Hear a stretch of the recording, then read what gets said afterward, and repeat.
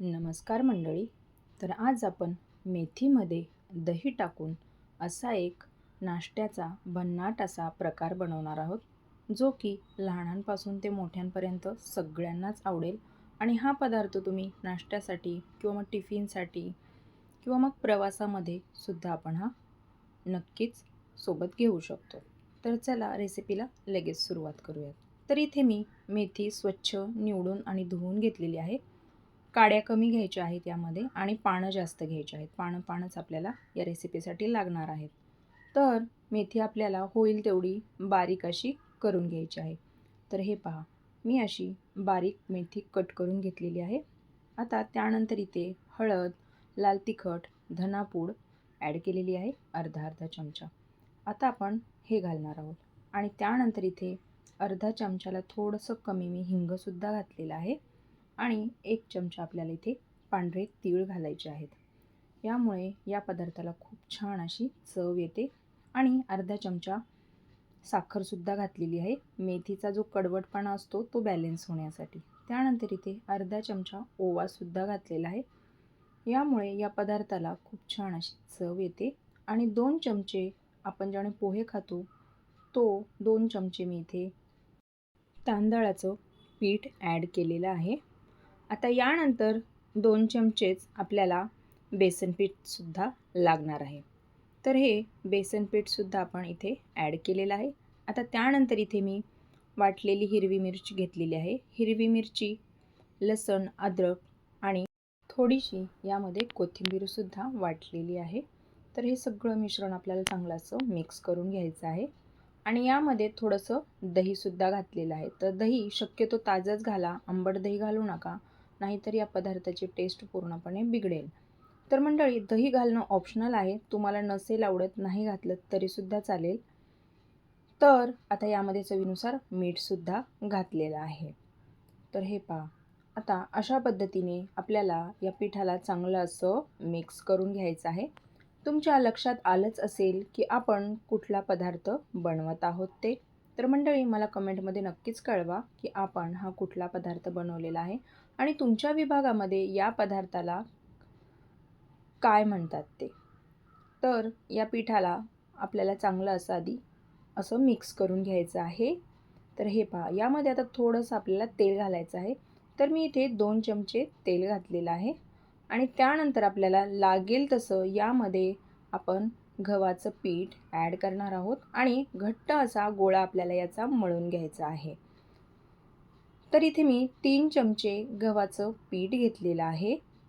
तर तुम्हाला लागेल तसं यामध्ये बसेल तितकं आपल्याला पीठ गव्हाचं याच्यामध्ये ॲड करायचं आहे आणि घट्ट असा गोळा आपल्याला याचा मळून घ्यायचा आहे.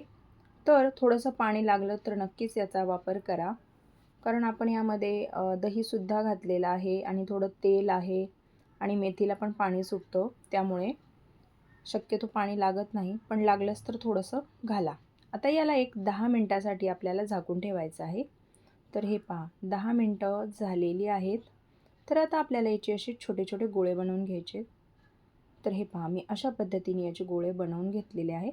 तर इथे लावण्यासाठी मी थोडंसं तांदळाचं पीठ घेतलेलं आहे. तुम्हाला जर गव्हाचं घ्यायचं असेल तर तरीसुद्धा चालेल, पण तांदळाच्या पिठामुळे याला छान असा सॉफ्टनेस येतो. खूप छान असे नरम होतात आणि क्रंचीसुद्धा होतात हे.